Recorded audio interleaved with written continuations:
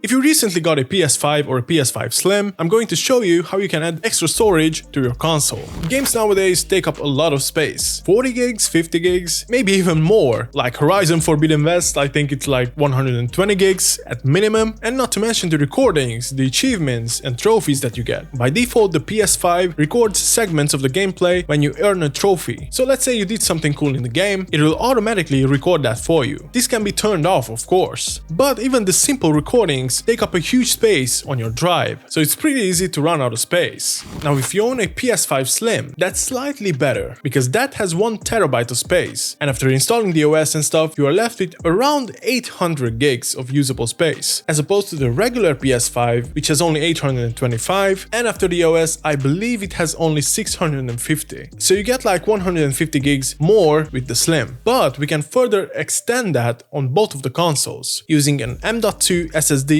like this. This one in particular, it's from Corsair. I'm not sponsored by them or anything. I just picked this one because it had the faster shipping. There are other ones as well from Western Digital, Seagate, etc. And I link some in the description if you want to check it out. And the other thing that you want to make sure is that you buy one with a heatsink, so it's not gonna overheat. These drives tend to run pretty hot. Or you can buy a separate SSD with a compatible speed, pause the video to read it to know which ones are compatible, and buy a heatsink for it separately. It's up to you. Now these SSDs are made specifically for the PS5. It also has a nice heatsink so it doesn't get hot while playing those huge games. But first I think it's important to know why we should upgrade our storage this way. We could just use an external SSD or HDD, which a lot of people tend to have laying around at home, and expand the storage that way, right? Well, not quite. You see, we could just use an external SSD, but we can't game on it. So you could download the games on the drive, but every time you want to play a title that you downloaded on the external SSD, you need to copy that back to the PS5's internal storage, so this is not the most optimal way. This is when an M.2 SSD like this comes into play. So this is how to install it on the PS5 Slim. First, turn off the console completely. Place the PS5 Slim on a flat surface with the PS logo facing down, and look for the bottom corner of the top cover, which is towards the front of the console. So it's this one.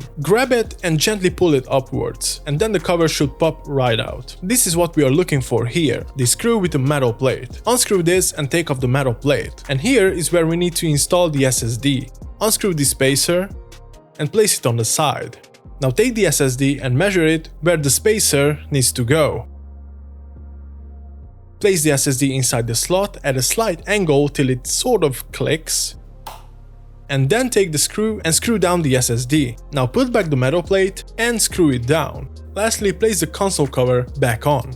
Now when you boot up the PS5, it should recognize the new M.2 drive right away. Go ahead and format it. Wait until it's finished and you're good to go. And now the PS5 storage is upgraded successfully. If you wish to move apps or games between the M.2 SSD and the internal storage, go inside the settings, then console storage, and from here press X on your controller, select items to move, and choose the ones that you wish to move. It's going to take a moment to transfer them, but once it's done, the internal storage will free up.